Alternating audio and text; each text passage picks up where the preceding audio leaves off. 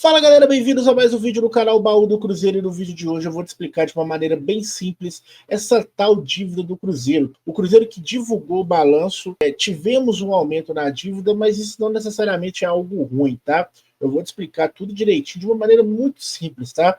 Inclusive, esse vídeo é para quem não entende nada, para quem não tem nenhuma noção de contabilidade e também nenhuma noção de nenhum conhecimento jurídico. Então, se você é contador, se você tem alguma noção, eu vou fazer uma live com o Júlio Reis, onde a gente vai analisar esse balanço de uma maneira um pouco mais técnica. Esse vídeo é para aquela coisa assim, é para burro, é para gente leiga, igual eu, igual outras pessoas aí, mas como eu sou da área, eu tenho um pouquinho, eu consegui interpretar os números aqui, eu vou explicar de uma maneira melhor aí para vocês, tá? Então fica no vídeo que a gente vai destrinchar, tá? O Cruzeiro, né, que tem um déficit aí do ano, né, de 170 milhões de reais, um aumento considerável aí nos custos do futebol e a dívida total de 1,2 bilhão de reais, tá? Galera, quando você olha para esse número, você dá uma assustada, isso é normal. A dívida do Cruzeiro não era 900, não era 800, não ia baixar para 600, o Pedrinho não falou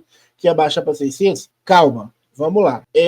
O balanço, né, galera? Você tem que colocar as coisinhas lá. Se de um lado entra um valor, do outro lado tem que compensar. Então, eu não vou entrar nessas questões mais técnicas, mas a interpretação desses números muda tudo, tá? Desses 1,2 bilhão, 560 milhões de reais é o valor da recuperação judicial. Você lembra? A recuperação judicial é aquele valor que o Cruzeiro devia para jogador, para funcionário, para fornecedor. O Cruzeiro juntou tudo, fez um acordo lá e que vai pagar em 15 anos. Então, todo ano o Cruzeiro faz alguns repasses lá. Se não me engano, esse ano foi 37 milhões de reais que o Cruzeiro fez o repasse, né, no ano de 2024. Né? Então, desses 1,2 bi, 1,3 bi, quase 1,3, o Cruzeiro tem 560 milhões referente à recuperação judicial, que é um valor que o Cruzeiro já está pagando e a cada ano esse valor vai diminuir um pouco, tá? Já outro valor que a gente tem que considerar aqui seria o valor da reforma da Toca, que foi de 200 milhões de reais. Esse valor é uma dívida que o Pedrinho, um financiamento, né, que o Pedrinho fez e que ele mesmo vai pagar. Então, na teoria, você teria que tirar dessa conta de 1,2 bi, você teria que tirar 760 milhões.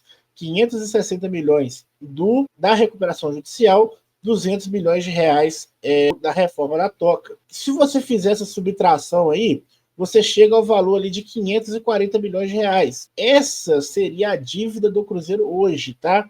A dívida, vamos pôr, dívida real que o Cruzeiro deve na prática, porque esses outros valores estão controlados. Você pode pegar aí a dívida do Atlético, que é mais ou menos parecida com a do Cruzeiro, e aí eu vou te explicar por que nem sempre ter dívida é ruim. Existe uma coisa que chama perfil de dívida. E aqui, vamos imaginar que tanto o Cruzeiro quanto o Atlético devem 10 mil reais no cartão de crédito. Vamos supor que o Atlético deve 10 mil para o Nubank lá e o Cruzeiro deve 10 mil para o Nubank. Só que a dívida do Cruzeiro com o Nubank é de uma compra que o Cruzeiro fez lá de 10 mil reais e ele parcelou essa compra em 10 parcelas de 1.000. Então o Cruzeiro deve 10 mil reais, mas são 10 parcelas de 1.000 que o Cruzeiro vai pagar ao longo do tempo. Já essa dívida de 10 mil do Atlético é uma dívida que era de 6 mil, que o Atlético não pagou, o Atlético fez uma compra de 6 mil, não pagou, aí foi gerando juros até chegar nesse valor de 10 mil.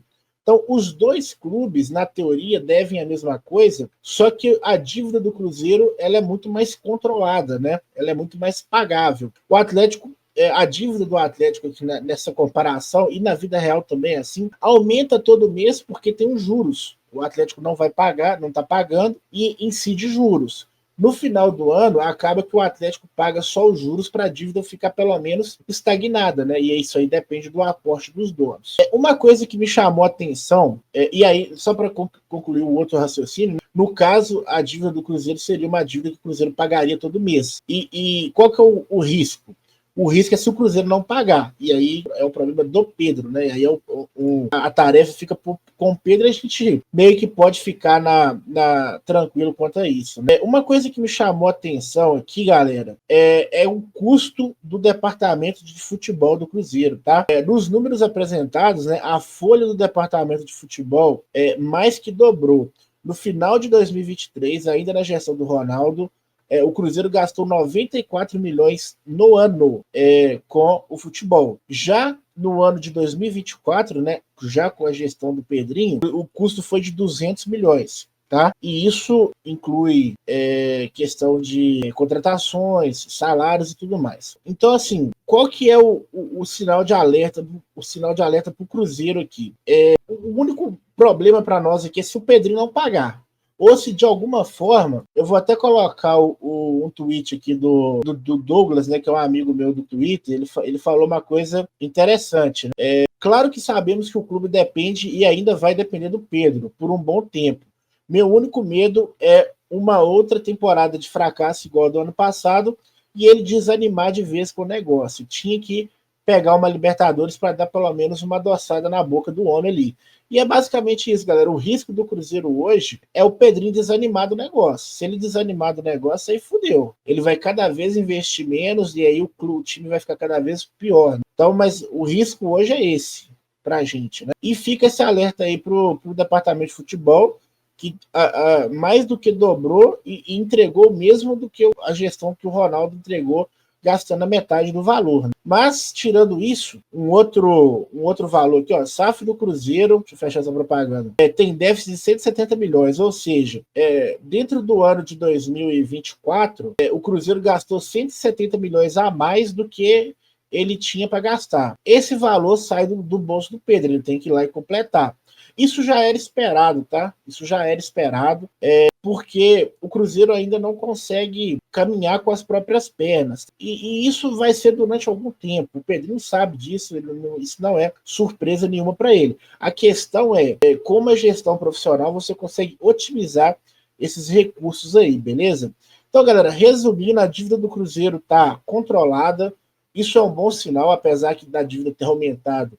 Mas existe um motivo para isso. O Cruzeiro está no momento de fazer investimentos, né, para poder aumentar a sua receita daqui a uns anos e, por consequência, depender menos do Pedro, mas nesse primeiro momento é normal que o clube, entre muitas aspas, se divide para poder fazer para poder ter um futebol melhor. Né? E aqui, ó, a gente tem um outro número, né? A maior parte da dívida é de longo prazo, ou seja, que o pagamento é acima de um ano, na casa dos 975 milhões de reais. E aí que entra a questão da reforma da Toca, os 200 milhões os 560 milhões da RJ e acho que mais os 200 milhões de reais ali de contratações, né, parcelamentos de contratações que o Cruzeiro fez. E as dívidas de curto prazo são essas aqui de 336 milhões, que aí é o Pedrinho que vai ter que fazer os aportes ali para poder pagar, beleza?